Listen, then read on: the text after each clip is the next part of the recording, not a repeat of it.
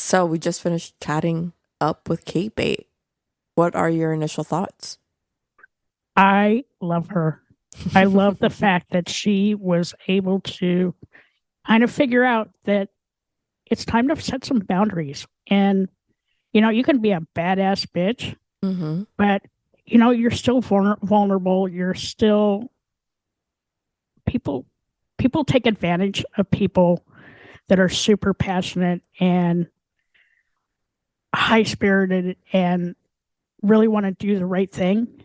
And I love the fact that she's going to go out on her own and figure shit out on her own.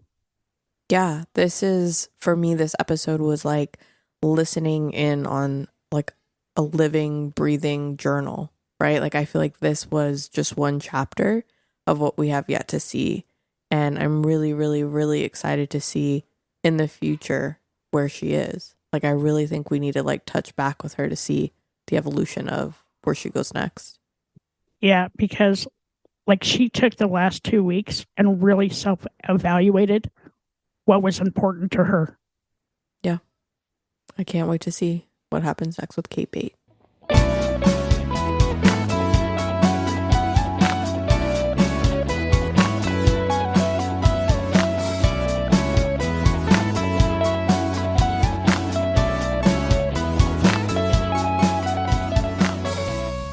Welcome to another episode of Shit That Goes On in Our Heads. Today is season 2, episode 7, and we have a special guest today, Cait Baiit. And that go on, Dirty Skittles, introduce her. Welcome, Cait Baiit. She's laughing because we know each other outside of this, and so now she has to hear my podcast voice. It's so seductive. Oh, we broke G-Rex. Are you spitting out whatever you just drank? I spit out my beer because it went up my nose. So you're a spitter, is what we've just established. Just kidding. This is going to be fun. I'm so excited. There's some shit you have to spit out of your mouth, okay? Facts. Okay. Yeah, fair enough. Truth. Okay. I'm not drinking anymore. Okay, go ahead. You should drink. We're all drinking. For those that are listening, we have beer. Did you say you're having a beer? Yeah, I'm having a Sam Adams pork trucker. Oh, never had that one. Yeah, but I just had a whole mouthful of it go in the trash because it went up my nose instead. Sorry. So yeah, we know each other outside of this. You are Bizzle's sister. Sorry, it caught me off guard, but yes. Whatever you're comfortable sharing, share. Anything we want to edit out, we can edit out. Since I've known you, I've definitely seen you grow into the woman you are today. So I figured let's just see where the conversation takes us. We'll start with if somebody asked you, Cait Baiit, the woman you are today, how would you define that? That's a tough question, though, because I'm a little bit of everything. Yeah, and you don't have to be one thing. Multifaceted. I don't know. I'm a little all over the place all of the time. I think that, we were talking the other night about, the conversation that I had with a group of friends. And we were talking about if you could pick one word to describe yourself, what would it be? And I went through a plethora of things that I thought that would summarize who I am, but it all came down to headstrong. And I'm headstrong, whether it's good or bad. I could be headstrong, and I have no reason to be headstrong, and why I feel that is why it needs to be and why that matters. But I'm also very headstrong in things that I do believe in. So I don't know. I will say you are like when Bizzle and I first moved to Georgia, and it was Little Nugget's first time going into a school and being in daycare, and like an incident had happened where he like bumped his head or something. I immediately was like passionate, right? Like that's my baby cub. And I was telling Bizzle at the time, I'm like, you're lucky your sister does not live in Georgia, because I would have called her up and the two of us would have gotten arrested. Oh, hell yes. So headstrong, yes, I would agree with it 100%. I think that I do know this about myself. I'm very emotional.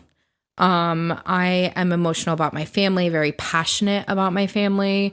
I may not be around all of the time, but it's exactly what you said. Anything happens to him, I'm the first one. Like, let's go. Let's mean business. Same thing. My best friend has 2 kids.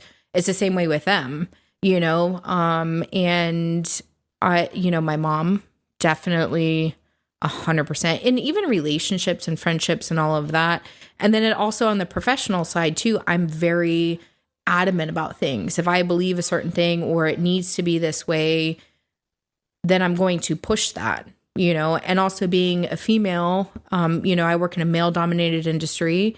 Being a female, I have to assert myself, but how do I assert myself without being the bitch? Right. You know, and I will also say the headstrong and the emotional, there's pluses and negatives to both sides. I think that there's a lot of, it's balance. You know, making emotional decisions when it comes to business is not the best. But making emotional decisions in life is not the best either. Yeah. So it's just finding the balance between the two of, do I want to be a raging bitch today or do I want to be a nice, calm person? What are some of like the struggles, like when you think of work that maybe emotions has led to, or any lessons you've learned, like an emotional reaction to something? I think that it's one of the hardest things that I have really had to adjust to is text and emails. All of that can be misconstrued. Mm-hmm. And so reading an email, someone may not mean how it's coming across to me and how I interpret it, but being able to work through, okay, so this is business, and having every little thing. I mean, I've been attacked before in emails, and my first response is, I'm going to address that because you're wrong. And I know that you're wrong because I have all the emails that prove that you're wrong. Mm. But is that important to have the ultimate, you know, situation be resolved? I think that, you know, I've had long conversations with, you know, close friends of mine, and the emotional, I have to take the emotion out of the business all the way around. You know, there's one thing of being there for your guys or being there for, you know, your team or people that are under you or working next to you. But at what point does it become where you have to stop the emotional aspect of it? You know, I just recently went through something where I was personal friends with, you know, my counterpart, and we also had the business. And at first it worked really well.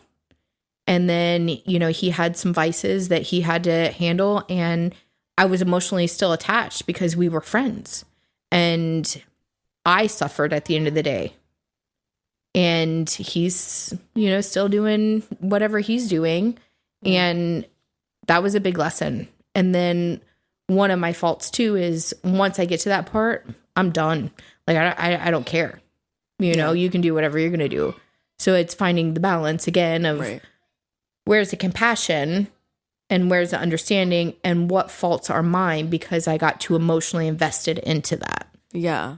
Yeah. And like, since I've known you and like hearing where you are in life now, especially with work and personal relationships, like I can see that you are still growing into the woman. Mm-hmm. But you're so like, I feel like there's always like a moment where you're like, okay, I am who I'm meant to be.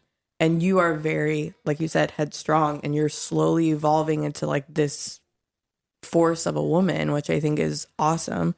And I know it's not easy, right? Like, especially in today's day and age, it's like not the easiest to be not only a female in a male dominated industry, but to be a boss. Like you're unapologetically you, and you're learning how that balance works. So I've definitely seen you grow a little bit. And to kind of like backtrack some, when I first met you, I remember watching just how you and your brother interacted, and you know, he knows how to push buttons because he thinks it's funny. It's not always funny to the other side, but I remember just seeing you at that age, and I don't even know how young you were, but your reaction, it reminded me so much of me in my early 20s. Like I was like, I connected with you and how you felt in that moment. So, and I think throughout like your stages of life that I've gotten to see, I totally understand. Like I'm like, oh, I know exactly what that feels like. I know exactly what that is. So I think it's really important for other listeners who are also females kind of in this I had somebody day and tell me. age. I had Yeah. somebody tell me who he's close to me. He told me he was like, we used to get into these little like bullshit ass arguments, right? And he looked at me one day and he said, one of these days, this isn't going to matter. Whatever this situation is, it's not important. And you're making it this huge important thing because you're headstrong or you feel passionately about that. Mm-hmm. And as I've gotten older, I hate to admit it, but he's actually right. Mm-hmm. You know, he's definitely like, he had something that was there, you know, that these small little things, this lady sending some email that, you know, she was having a bad day, not me. You know what I mean? And it's not my problem, you know, and I don't need to waste my time and energy being upset and being pissed off and thinking all day about it. You know, like, respectfully, fuck them, right? Yeah. That's your problem. So Cait Baiit, you sound so much like me. I mean, I thought I would grow out of that. I'm close to 60. I still haven't it. One of the things that like I find hard is that, you know, I have a very high moral. Mm-hmm. I have very high morals, and I'm very have a lot of integrity, right? Yep. But if I know that I'm right, I'm going to push that until everybody else sees how right I am, right? And Correct. Then when it like all falls to shit, I want to be the first one to say like, I fucking told you so, right? Because mm-hmm. nothing pisses me off more than men that don't want to listen to the ideas that women have, mm-hmm. right? Like we're smart, we're intelligent beings, you know. Sometimes we think a little bit more with our heart than with our head. But when you're really passionate about something, you just want people to listen to you. Yes. And I think in this day and age, especially with email, because people say shit in email that they would never say to your face. And I can tell you're passionate about, so, shit, I can't tell that story. But yeah, G-Rex is infamous for calling somebody out either in an email or standing up and yelling. I love it. Listen, when so I just recently branched off on my own. And before, man, I loved calling people out. I loved it. And mm-hmm. the whole per my email below was my favorite because it was like, first of all, bitch, did you not read this? And second, who are you trying to flex on? It was my favorite, but I agree with you. I think that like proving that point of, because I'm the same way, my morals, my values, my characteristics, how I want to be seen, how, especially now with my company, like being a small business owner, like how I want my company to be seen. I'm not going to play games with you. It's learning the black and white mm-hmm. as well as the areas of gray and being able to gracefully do those, but not being walked all over. Yeah. And I think that that's one of my things is my first thing is, again, who are you talking to? But it's also, how do I professionally say, it's, you can't do that. But I love screen warriors. I love them with a passion. Screen warriors. I do. Because no, sir. You can come at me in an email, but when you're face to face, you're all nice. Yeah. But no, it's not like that. You're a bitch. Yeah. So you mentioned venturing off on your own. What does that mean for the listeners who don't know you? So I previously was working for a commercial landscape company. Due to varying reasons and differing of morals and values and how to proceed. To be honest, I left. My mental health was suffering greatly because of this job. And anyways, so that venture ended. I've been thinking about going out on my own for a little bit. And it finally got to the point where I couldn't do that because it was a direct conflict of interest.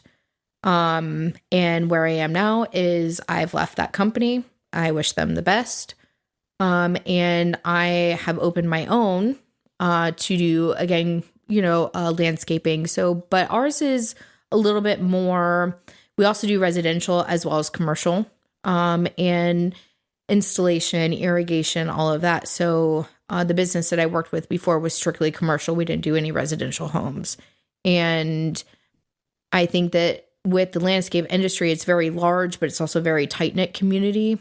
And most of the companies that you see, again, are male-dominated. And I have that headstrong that I'm gonna show you guys, you know, that a female can do it. You know, right before I left, I was running the company, I was doing operations, I was doing the administrative part, I was doing sales, I was doing all of it. And I'm not saying that I know everything, but I feel like I know enough to make better judgment calls than what were being made. And I definitely know what I want to do and how I don't want to do things. Yeah. And I mean, let it be that blessing, right? Like, it may have caused emotional distress and it wasn't obviously what you would have wanted it to be, but using that to your advantage, like, you definitely have learned how to do it on your own. Oh, girl, it was an emotional breakup.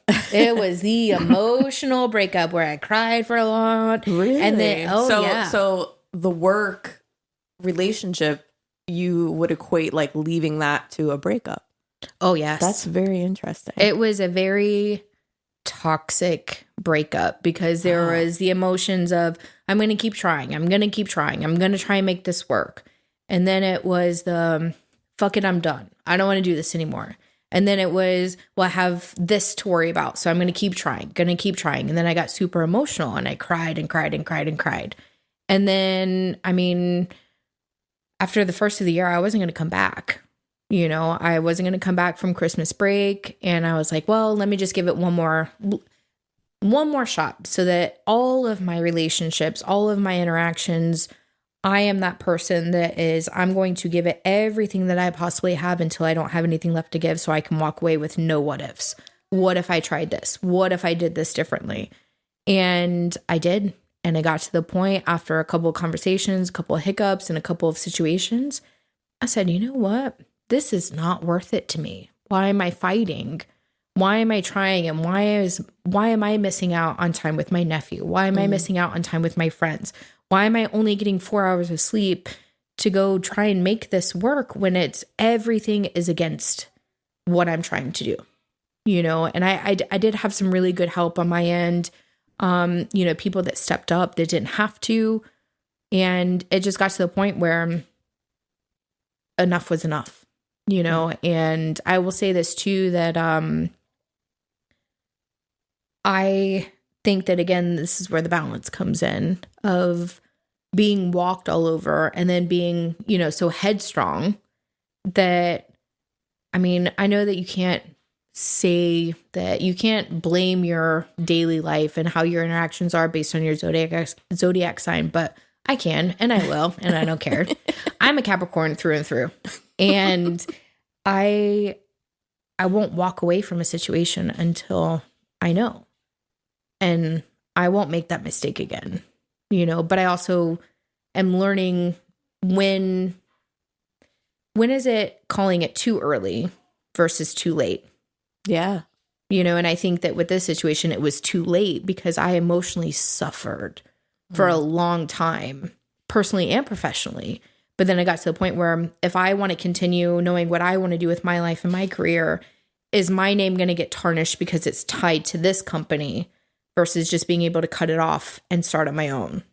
Yeah. Do you think based on this that you've like learned to set up some different kinds of boundaries and because like with my own personal experience, I now have a box, right? And in that box, drama is not allowed to come into that box. If drama approaches the box, I'm like, I'm done, right? Mm-hmm. Right after I had my emotional breakdown and I started therapy, that was one of my triggers, is being pulled into everybody else's fucking drama. You know what? I don't have time for that anymore. Life is too short, too precious. You know, my health, my self-love, my self-care, I'm not doing drama anymore. I'm just not. I agree 100%. I think boundaries are absolutely important. This goes on the emotional side of me. I'm a fixer. I want everybody to be happy. I want everybody to feel loved. And maybe that stems from, you know, childhood upbringings and, you know, daddy issues and all of those other stuff, which I don't want to downplay those because they're very significant and they're very pertinent to the way that I have lived my life, my relationships, and people that I've chosen in my life. But I think that boundaries are important. I think that I have been that person that I will take on everybody's problems because I feel like I can fix them. And I just want to outwardly give that love that maybe I didn't receive or whatever the case may be, but I want people to feel loved. I want them to feel important. I want, even if it's just a little, like a little tiny treasure. I used to get made fun of all the time because anywhere that I went, I could go to Daytona and I would have to get a treasure for that adventure. You know what I mean? Because when I looked at it, that was my treasure from the day and I remembered the day. But I'm that person and I want everybody to feel that way. But I realize that, especially now with this, you know, I was with the company for 3 years. April was 3 years. And I realized that I just took on all of the vices and all of the things that weren't mine to take on. But I was the one that suffered from it. You know, not to say that they didn't, but I'm always the go-to. She'll figure it out. One way or the other, I figured it out. Which is accolades for me as a person, you know, professionally and personally. But I'm the one that's sitting at home crying. You know, I'm the one that feels exhausted where I can't function. And I spend all weekend in bed because I don't want to people anymore because I'm peopled out. So you're burnt out. And I just from listening to you, you sound like you're almost an empath. I'm an empath myself. So like when other people are suffering, I take all that shit on. Yes. I'm getting a lot better with that because that also played a lot into my own depression. Agreed. You know, not taking care of myself, you know, no self-care, no self-love, being more concerned about what's happening to other people outside of my life.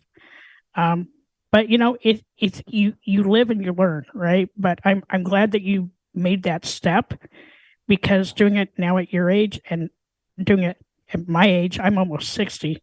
You know, I wish I would have had those tools and that insight 20 years ago, and I probably wouldn't have gotten to the point where I did in December. But I'm much happier now. I think that there is value in being able to admit the depression because, I mean, it's definitely something that has been a key factor in my life. It's been in and out, right? I guess that's kind of how it works. But, you know, I think that learning through that and working through it, I mean, I spent my birthday in bed. I didn't get out of bed, like lights, you know, off, windows closed, like blinds closed. And I mean, it was just a day, but it was my entire birthday. I didn't get out of bed till 4. And in like, that's 4 PM and everybody's texting me and calling me. And I'm, you know, the empathetic part of me is, man, I just, you know, thank you for thinking of me. But the other part of me is, I don't want to talk to anybody. Yeah. You know, and I think that I'm a very extrovert person. But I've also gotten to the point where I'm also very much introverted. I had a friend of mine, you know, tell me, he was like, you just need to be okay with being alone. And I'm a lover. I want to be around people. I thrive off people. But having the people that are around you, if they are not excited for you, if they are not, there's one thing like working through, you know, life situations and talking about them. But if they're in a place where they're constantly like, it's like, woe's me all of the time. Like, what are you doing to better yourself? You know? And I'm recently in a place now where I'm okay. I'm okay with just being home. I don't have to go out. And it's about, again, the balance is I like being around people. So I pick and choose. Like this month alone, I have 2 events. I went to my friend's moving away party and sorry. You're okay. Beer was not the best option. I know. I'm over here like letting them slip out over here. So I went to her going away party. It was at 9:00 at night in St. Cloud. And I'm like, oh my God, it's so late. But I had a good time. But while I'm sitting there, I was, you know, like I had a good time. I did, but I just genuinely, it wasn't my scene anymore. And I have an event that I'm going to tomorrow. And those are my 2. Everything else, like there has been a lot of self-discovery and working through, you know, those boundaries like we talked about, working through do I need to respond right away to somebody's text message or phone call or email? do I need to have a response in general? You know? So I don't know. I know I ramble a lot. No. I should have put the disclaimer ahead of time. You're for sure not rambling, and it kind of was going to lead to a question of mine where you mentioned, because I think you're spot on, like defining boundaries, right? Like I think that's going to be where you really flex into that role that you have. So like if you could look back on this tumultuous, am I saying that right? Whatever, that fucking shit that happened. The T word. Yeah, the T word in that work environment that you had. Looking back on it now, is there anything that pops up or pops out to you as like, I could have called it then and been fine? Like, is there any, or are you still completely learning where to draw that line? I think I'm still learning to draw the line. I think that one of the, you talk about red flags in a relationship, because it in some way, shape, or form, that was a relationship. Right. It was a personal and work relationship. I think that how invested I was on the personal side is a red flag for me. Like I would change that. Gotcha. I mean, at the same time, though, it's like, how can I sit here? Hindsight's 2020, right? But how can I sit here when that friendship served its season? Because there was a lot of things that we were able to speak about and kind of work through together on a friendship side. But when I'm driving down 2 days before Christmas to have like an intervention with you, that's too much. Right. I am your, as it was made very clear, I'm an employee. I need to do my fucking job. Okay, great. You get it. And so I think that taking away from being in that personal side of it, I don't want to do that. Right. I want to have compassion for people. I want to be around people. And where did she go? I mean, I know I said I rambled, but like, I didn't think you were going to leave. Maybe she had to go potty? I don't. She just left. All right, I'm gonna keep going because I actually do have another question, and I feel like if I wait, I'll forget. So, thinking of work as this relationship, because I agree with you to a degree, like that is an actual relationship that we are feeding and fostering and growing with, right? If you look at your personal life, do you see actual similarities in terms of like how you are in actual romantic relationships and work relationships? Yes. I am, it's so annoying. I am 100% all in, or I'm 100% out. And that is personally and professionally. I'm 100% all in. You're getting all of my all. Even on the days that you may not get 100%, I'm still invested. And I am that way in my relationships. I am that way in my professional, like how I portray myself. I think that, in the work setting, if you have a normal 8 to 5 type job, that's 8 hours a day that you are spending in the work field. So those people become your family. They become your friends. They become the people that you talk to all of the time. And my problem is that I had invested so much into my day-to-day work stuff and trying to make ends meet, and then trying to tie a knot at the end of this rope over here to tie a knot over here, that I was constantly, my 8-hour work relationship became a full-time job. I didn't have time or energy to hang out with my friends. I didn't have time or energy to come see my nephew. I didn't have time or energy to even have a conversation. There were a lot of times I came home and I didn't want to be bothered. I didn't want to answer the phone, didn't want to get on social media. I literally just wanted to sit on the couch and watch some stupid mind-numbing TV so that I didn't have to think. Right. And, I'm a chronic overthinker. So, which in of itself is its own separate battle, but having to think of, okay, well, what can I do tomorrow? It was constant, and I think that I'm that way in relationships too. some beer. We'll have to do mixed drinks next time. I'm the same way as you. I'm a chronic overthinker. I wear my heart on my sleeve. I'm very passionate about, what I do, especially when I was working. Now I just retired and I don't give a crap anymore. But, like in this phase of my life though, and I hope that you get to that phase, is this phase for me is all about, knowledge transfer, right? So you take the shit that's in your head and you give it to somebody else so you can put additional shit in there that makes you happy, right? Right. And this is such an important topic for everybody out there, men, women, children, everybody. Like, set your boundaries. Yes. Find out what makes you tick. Find your passion and make sure you have some boundaries set up, because when you don't have boundaries set up, people just shit over you all day long. I had a situation. They take advantage of you. I had a situation that I was told about where, it was my best friend. She was telling me about something that happened and somebody did something to her.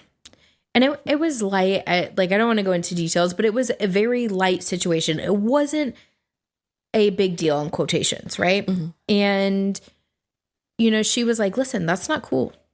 And he was like, oh, I was just fucking around. I was just playing or whatever. And she was like, I understand that you were playing and it was not comical because it sounds a little derogatory or whatever word I'm trying to use. But like, it was a joke to him, but it wasn't to her. Right. And, God bless her, because she is very unapologetically herself. Mm-hmm. And she gets on me all the time because she's like, Cait Baiit, you're too nice. Like, when are you going to grow a backbone? Like, you need to stand up for yourself and don't tell people that you're sorry for how they made you feel. Right. Mm-hmm. But she stood up for herself. And again, it was something it wasn't like he slashed her tires or something that. It was something so little. Yeah. And she was very adamant about, this is not okay. So again, I'm learning a lot from I don't want to say from their boundaries, but where they draw the line, and being in a place where, again, I don't want to be a raging bitch. I love everyone. Apparently in my face though, I have RBF. Oh my gosh. It's so bad. It is so bad. My RBF is so bad. I had a girl tell me, funny story. She, I saw her from across the bar. I had no idea who she was, but I had seen her in pictures. And finally, at one point, we ended up meeting, and talking. And she was like, I was telling my boyfriend, like, this girl just wants to beat my ass and I don't even know her. And I was like, I am so sorry. That is my face. I don't even know you, first of all. And second, like, I'm really sorry. I was just trying to figure out who you were. You were just showing interest. Yes, right. But, I think that boundaries are important. So my last day was Cinco de Mayo. And I, as of yesterday, have been officially gone from this job for 2 weeks. And I have taken a lot of time to work through the things that I have maybe identified as issues or areas of concern. Mm-hmm. And also worked through the emotions, because I want to fully be able to be invested in the startup and the projection of my company and where it goes. And being able to be, I have a boyfriend, and being able to be there with him, and like, he has 2 boys, and being there with them, and not making the same mistakes. My old self, and this, my old self would be like, fuck it, let's party. Like, I don't have a job. Like, let's get lit, you know, and like make up for all the lost time that I've lost out on probably in 6 months. But where I am now is, yes, I'm sorry that I have missed out. Would I probably do it again? Probably, because that's who I am. I gave everything that I could. It didn't work. I realized this wasn't for me. That's okay. I'm just hopeful that maybe my boundaries will tell me that it's not for me earlier than 3 years later. But, I don't know. Are you doing anything now to help you strengthen that muscle to define boundaries? So I've gotten a lot of books. Some I like to read, but I am a like book in my hand, turning the page kind of reader. Right. I highlight, I underline, I put exclamation points and stars and notes and tab the shit out of it. But I had a couple of recommendations. One was, forget the name of it off the top of my head, but I have a very kind of addictive personality. And so it was channeling how to use that addictive personality into, something that is constructive for your life. I also got a book too, funny enough. It was like really letting go. Mm-hmm. And funny enough, how that book turned into letting go of all of the like trauma from this job. I got it for a different reason, but it man, if it wasn't spot on with my job, and dealing with, I have my own vices and working through not being able to do, not be able to do, but working through not counting on what has, quote, worked before in the past. I love to drink. It's not a surprise to anybody that knows me, but I got to a point where like that was what I did. So I didn't have to think. I didn't have to feel everything that I was feeling. Right. Mm-hmm. And where I am now is I don't want that to dictate my life, and working through being able to feel the emotions through and through for what they are, deal with them and move on from them, letting them sit where they need to sit, give myself the grace to feel it and then move on is a big thing. So, I mean, it's probably the last 2 weeks I've spent more time stupidly in my head as always, but it's been constructive. Yeah. It's been constructive thoughts. It's been constructive. What can I do to change this? What do I need to dig a little bit deeper on to find the ticks, find the things that make me want to, go drink or go out and be crazy or whatever. So, yeah. Do you find that, are you writing, or are you just thinking in your head, or how are you getting the shit that's in your head out so that you can re-examine it? I write. I do. I have probably like, God bless my poor mom. I probably have like 5 million journals laying around, and I bet she has all of them. Yes, she does. It's funny. She has all of them. She has, side note, short story. She has a notebook that when I was in high school, one of the girls that I went to high school with, she and I used to write like letters to each other, right? Well, apparently I decided that it was cool to put all of those in page protectors. So I have a full... You have them forever. I have a full binder of them. So yeah. The shit that I read, I'm like, God, you were so dumb. We all started somewhere. Listen, the level of how many times I said "cuh" in my letters is obnoxious. How did you spell it? CUH. Okay, right? That's how I would spell it. Yeah. So I do write, I do journal, and it's also, the funny thing is too, is that I need to invest in, maybe I should start a side business of investing in smaller journals that have the fun, outer parts of it, because I switch. I have one that has a dog on the front. I'm a dog lover. And like on the front of it, it says something like positive thoughts, but it's PAW. Didn't caught you. So they dumb. made that just for you. They did. And then I have another one that has like, it's just normal, but I do journal, I do write. And I have found that is the one place that, again, the unapologetic, like I can call somebody see you next Tuesday and not even feel bad about it. Like I never have to worry about them, like knowing that I feel that way about them. Do you find when you write, it releases a thought? Mm-hmm. Do you ever go back and reread? Yes. You do? I was curious. I do. And I make that face because some of the shit that I used to write about, like, again, it goes back to was that really important to be that upset about? But I think there's some real life things that I've written about, when I wrote about I couldn't have kids, I wrote about that extensively. And, that's been an ongoing thing, but, there is some value in some of the things that I've written, but like, I will tell you that the majority of the stuff that I've written, probably up until like maybe 2014 or so, maybe shortly after 2014, all of it was about boys, minus that one thing. And, minus the whole, like, I found out another short story. I'm full of them. I found out when I was 15 or 16 that I couldn't have kids.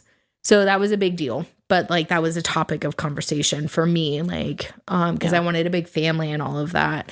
And so, but all of it was about boys. And now when I read back on some of the things that I've written, post that was, life, how to move, what I'm upset about, things that make me happy. I've dabbled a little bit more. I have a strong faith I'm probably a little bit more spiritual than I am religious. But both of those have their parts and both of them have their equal portions of my life, and making sure that I guess maybe feed both of those because they make me feel better. Right. You know, and not that they're there to make me feel better, but it's something that I believe in wholeheartedly that gives me the faith that things will work out, you know? Yeah. I totally understand. What is that I know. for? Also, where did you go? I had to go get somebody from the door. We're going to cut this little bit out. Don't worry about it. No, we'll cut it out. We love you. You got a nice ass. Ew. Your sister doesn't think so. Neither does the lesbian, but that's okay. Fair enough. So, Cait Baiit, what are you doing now for like self-care, self-love, your mental health? Because now you have a couple of weeks off. Besides writing, like what else are you doing? Because to me, on the outside looking in, right, you look very happy. You look content. I can see like your shoulders are relaxed. Your facial expression is relaxed. What are you doing to kind of help you? Can I tell you that I spent the last 2 weeks completely redoing my room? My biggest thing was having a me space that was my space that, for lack of a better term, like crawl into. And I got a new bed frame I have a king size bed. So I got a new bed frame. I sanded it, I stained it. I painted all of my walls. I basically made a space for me. Your happy place. It is. And I have a 75 pound like dog full of love, and we cuddle and we have a good time. I think that besides reading and being in that place, and just, I'll be honest with you, my life has been so hectic for probably a year or so plus. It's been nonstop. And I've really taken some time to just relax. But you know what? I can totally understand that. So I semi-retired on April 10th. Okay. And it's the first time in my life, and I'm going to say in 45 years, because I've been working for about 45 years, that every day's a Saturday now. Yes. Can I ask you, do you sleep more? Oh, well, funny. I did prior to us going to Europe. Now, since we came back from Europe, I'm waking up at 5:30 every day, wondering why in the fuck am I up at 5:30? Because retirees are supposed to be able to sleep all damn day long. But according to Dirty Skittles, what's going to happen is when I go back to work in July, is when I'm going to be able to sleep until 11, and I have that rude awakening of I'm going to have to get up at 7:30 in the morning. So yes. I think that one of the things too is like, so I have my whole life has usually been on the fight or flight, right? And I feel like I've been in fight mode for so long. And, I'm with somebody now where I feel like I can relax. Like, gosh, whenever we're together, I'm tired. I am tired. But I feel like I can relax. And I feel like to not having this job looming over me every single day. I mean, there's still little aspects that I'm aware of, but not having it loom over me, I'm tired. I'm tired all day. I'll sleep till 10 or 11. And then like I beat myself up because I'm like, I want to go to the gym. I want to do this. But I'll tell you what, those renovations that I did, I didn't need to go to the gym. I was so sore. But, I think the balance of grace. And I think too, you asked what I'm doing now besides journaling. I'm being kind mentally to myself. And I think that is a great feat of being able to not self-inflict pain or derogatory marks towards yourself. Or, when I have mornings where I'm like, I mean, God bless you, haven't done anything today. You've been in bed all day. What have you done? You haven't gone to the gym. Yeah. You haven't done this. You haven't done that. You haven't done laundry. It's a pile high. But being able to like be in a place where I can say, you know what? That's okay. The laundry can wait till tomorrow. Yeah. Do you feel good? Are you happy? What what have you done today that, give yourself the grace to just relax. And, my self-care used to just be Sundays was my self-care Sunday, right? So I would take, the exfoliating like bath and face mask and, the under eye patches. But that's all external, I think, of the self-care. It's I've been really focusing deep on the mental conversations because that has really been my downfall for a lot of things because I overthink and I overanalyze. So instead of getting in a place where somebody sends me a text message that makes me overthink or overanalyze, or they're short, but they may be in the middle of something. So that's why I tell myself they may be in the middle of something. So they're just responding to you. You know what I mean? And I think that that's probably been a challenge as well as a grace, and as well as the self-love of, self-care, of working through and dodging where that conversation mentally can go from good to worse. Yeah. Yeah. I mean, my last question, I have one more. Do you have any before I jump in? No, I'm good because Cait Baiit answered all my questions. I love her. I love this conversation. There's the last question as you're talking, and again, sadly, it's still reminding me of things that I can relate to that I feel like I've gone through. And I guess it's not so much a question as maybe something to put in the back of your mind. If at any point it feels like you've reached all the corners in your mind that you can reach, I'm curious if you would open it up to talk to somebody else to see what other perspective you're missing. Because I was very much that. I was very much like in my own mind, always self-analyzing, figuring out, well, it's got to be this. Let me do this a little bit more. Oh, but I also need, and like I was always moving like a chess piece, right? Mm-hmm. And then I started therapy. And I honestly, sadly, I feel like this is bad to say, but I didn't have the highest hopes because I have tried it before and it just never really went anywhere. But I found a person that like it stuck, like their feedback was really good. And it wasn't so much that she challenged me.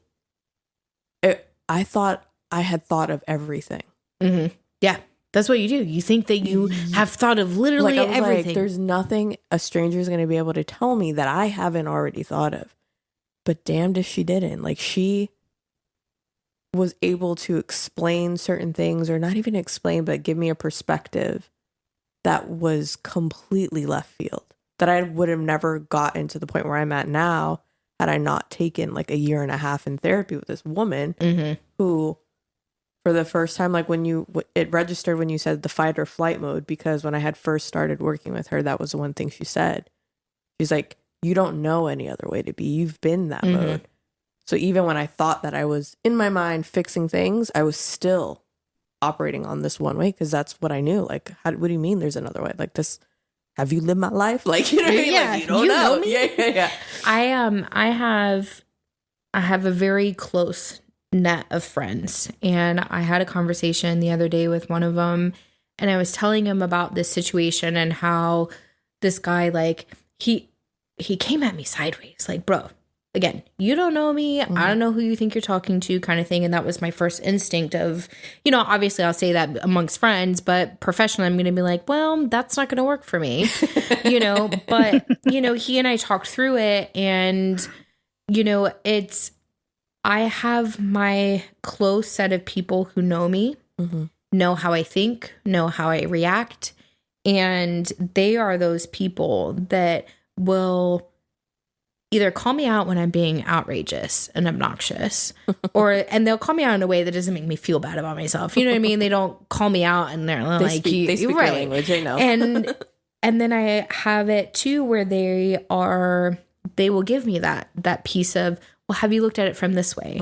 And a lot of times being able to have those people that can, I mean, like I've done therapy a few times. I agree with you. Sometimes it just doesn't work. Yeah. And at least from my experience, or maybe not that it doesn't work. Maybe I just haven't found that right person that can connect with me on that level. And, not that my friends are Right. are therapists and have gone to school, and not to downplay anything that those, therapists have done, but I can't tell you how much money I owe to my friends for my therapy sessions because they have been there and they know me and they call me out on my bullshit. They call me out when I'm being a brat. Like I have one friend that I'll call and I'm like, bro, can you just tell me if I'm being too much? And he'll be like, probably, but what's up? You know what I mean? So he already knows, and then I have another one I love talking to him because he's good, you know what I mean? And he has that professional mindset of you have to always strive to be a better person, whether it's religiously, whether it's through your friends, whether it's through the people that you associate with, whether it's, how you make your money and how you go about that, So I think that there is a lot to be said for being able to think about all of those corners, right? Mm-hmm. And then being able to expand on those too. Mm-hmm. How can I approach this situation differently moving forward? Right. When I left my job, I went through this whole thing of, I was really sad. I was really upset. I was upset about my guys that I was leaving because that was one of the biggest factors that I stayed. I was also upset because I started thinking about all the things that I missed out on. I missed time with my nephew. I missed time with my friends. I missed time with myself. I missed time with my, with my mom and my dog. I missed time with all of that. And then I started thinking about, what have I gained? I've gained knowledge. Mm-hmm. I've gained how I want to be perceived. How I want to structure my own life personally and professionally. I think that I think the only word that I'm really learning right now at 34 is balance. Being able to balance the negative, it's the angel and devil, mm-hmm. being able to quiet the devil, listen to the angel, but still have that. I feel like my light was snuffed for a little bit. Mm-hmm. And, I think about, I've been through some shit in my life. Mm-hmm. I was thinking about it on the way here. My world has been turned upside down multiple times. Mm-hmm. That my ex had a really bad motorcycle accident, and that was really hard for me, mentally, emotionally, physically, everything. Mm-hmm. And, I was engaged at one point, that didn't work, so everything that I've been through in my life, where I am now, is I'm able to look back and be like, you overcame that. You overcame this and you came out on top. So anything that you're going through right now, yes, it might suck. Yes, I need to sit and dwell in it and work through my emotions with it, but I have to pull myself out. And it's getting easier and easier and easier as I get older to pull myself out of it, recognize the bullshit and the shit, mm-hmm. and recognize the growth, and then pull myself out of it and use all of those lessons, the positive and the negative, but use all of those for the next. Yeah. Yeah. We need to, I was thinking almost as a closing thought, you mentioned that you journaled, and I feel like this is your talking journal, and we should revisit who you are in a year from now. Oh, hell yeah. And see I feel like you're in the start of a journey, and I'm just so curious to see where will Cait Baiit be in a year? Yeah. What is the next lesson you learn in a year? We're gonna be on top dancing on chairs.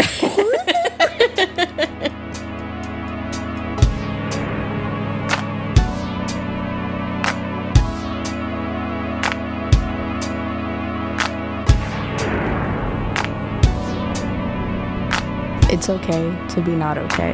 Just make sure you're talking to someone.